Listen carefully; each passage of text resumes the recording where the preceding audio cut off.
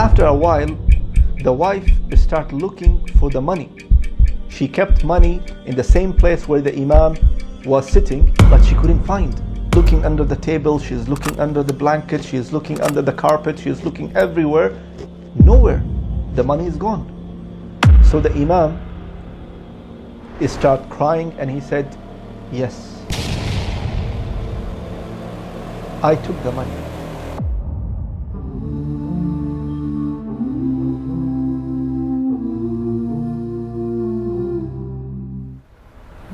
Have you heard about the Imam who has stolen the money? The story starts when one of these small villages in one of the African country, they hired an Imam. This Imam was graduated from Islamic University. And it is very rare to find someone knowledgeable, graduated from Islamic University, having Islamic knowledge or Islamic scholar, to be an Imam of one of the masajid, and it is very few in African countries. So the people of that village, they decided that every Ramadan, during the 30 days or 29 days of Ramadan, each family should invite this Imam for iftar, for food, as ihtiram, as a respect, as an honor, as hospitality. So that was the normal practice, and the Imam is doing his best in the masjid, doing the lectures, the classes, the courses, educating the people and the community. And in Ramadan, he went to the first house. The second day, he went to the second house. The third day, he went to the third family. And it's like that. So one of the families who invited the Imam, they are only husband and wife. And obviously, they are all poor. They are living in a village. After the Imam came, he was waiting in that waiting area or in the hall where they should eat the food. And after eating the food, the Imam said, Jazakum Allahu khair, may Allah reward you, and he left. After a while, the wife started looking for the money. She kept money in the same place where the Imam was sitting, but she couldn't find. She is looking under the table, she is looking under the blanket, she is looking under the carpet, she is looking everywhere. Nowhere. The money is gone. So she asked the husband, she said, do you let anyone to come inside the house? He said, no. What happened? She said that she cannot find the money. She said, yeah, I remember there was money and it was kept at certain place. And no one came in that house except the Imam. And he spent, some time, and we were busy making the food, and he was sitting alone at that specific room or that specific area. So they both said for 100% sure that no one took the money except Imam, because no one else came inside the house. From that moment, the man started avoiding the Imam. He started feeling bad towards the Imam. Every time he goes to the masjid, he is avoiding the Imam. He is not trying to make any salam or any contact with the Imam. He prays in the corner, or he prays and then leaves immediately without being in touch with the Imam, having that feeling that how come an Imam, how can he just get that kind of courage to take the money? Well, the year passes and the next Ramadan came. And as a normal practice of the people of the village, that everyone should invite an Imam for a day, for iftar. So one day he went to the first family, the second day he went to the second family, until the turn of this family who lost the money. They now have to invite the Imam. But the man is not comfortable. He says, how can I call the Imam who came last time in my house and he's stolen the money? So I'm not comfortable. So the wife, she was a righteous and pious wife. She came and she said, listen, maybe the Imam was in need of the money. Maybe he needs, this money for something. So let's forgive him for the sake of Allah and let's invite him. Just let it go.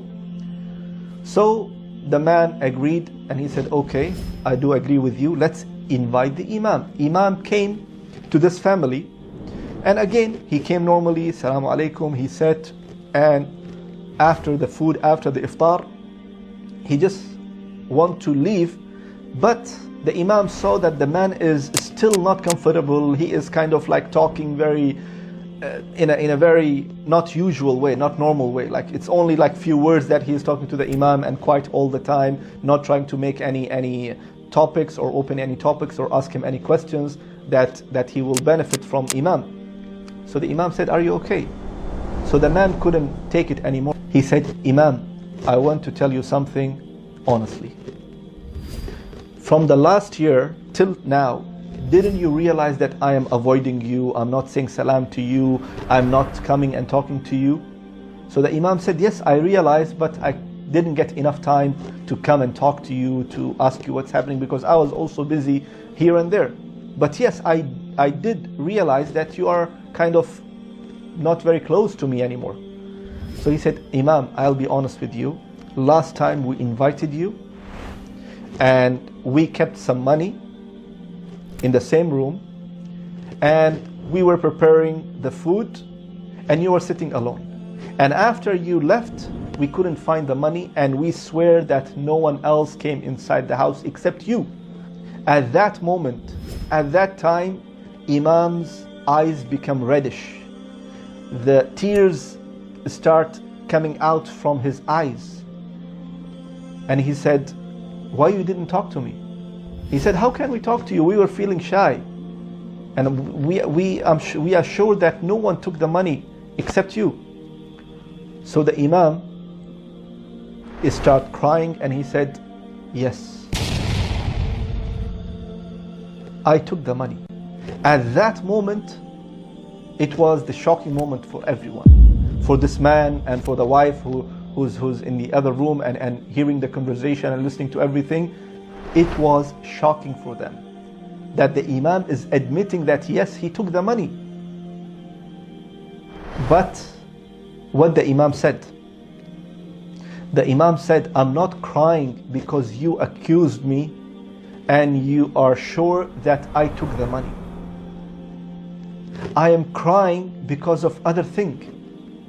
I was sitting in the same room and the money were kept at that side, and the wind start blowing, and the window is open as it is open right now, and the money start flying everywhere because of the wind. So I got up quickly and I start collecting the money, and I was waiting for you when you will come. So I saw in front of me a Quran, and I opened the Quran. I kept the money inside the Quran, and I closed it and I kept it. The reason I'm crying because for the entire year, none of you opened the Quran and read the Quran. If you just open the Quran and read any verse from it, you would find the money. So I am crying that my own people in this village, they didn't read the Quran for the entire year. I'm not sad because you accused me, but I'm sad that you are completely abandoned the Quran for the next year." And this also, my brothers and sisters, applies to all of us. In Ramadan, we only touch the Quran and read the Quran in the month of Ramadan and on weekly basis or certain occasions. We do not want to be like this person and his wife who abandoned the Quran for the entire year, and he was thinking that the Imam took the money. May Allah subhanahu wa ta'ala make it easy for all of us, and may Allah subhanahu wa ta'ala make us among those who read the Quran, recite the Quran, understand the Quran, and ponder upon the Quran, and implement the Quran in our life. Ameen ya Rabbil Alameen. Assalamu alaikum wa rahmatullahi wa barakatuh.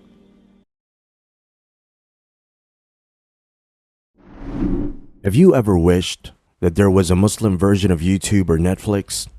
Well, we have created one. The One Islam TV app has no adverts and is safe to browse for your peace of mind. Watch hundreds of high-quality produced Islamic reminders, Quran videos, stories of the prophets, hot topic, debates, and so much more. 4 to 8 new videos are uploaded daily, inshallah. You can watch or listen to videos while your device is switched off. Watch videos on demand or download videos and watch offline. One Islam TV is 100% run and owned by Muslims, which means the small amount you pay for your subscription is a sadaqah jariyah, continuous charity for you as we use the funds raised to continue producing more beneficial videos and reminders, inshallah. The One Islam TV app is now available on Apple devices, Apple TV, Android devices, Android TV, Amazon Fire TV, and Roku, so you can watch on most devices and smart TVs. Download now for a free 7-day trial. May Allah reward you for supporting our work.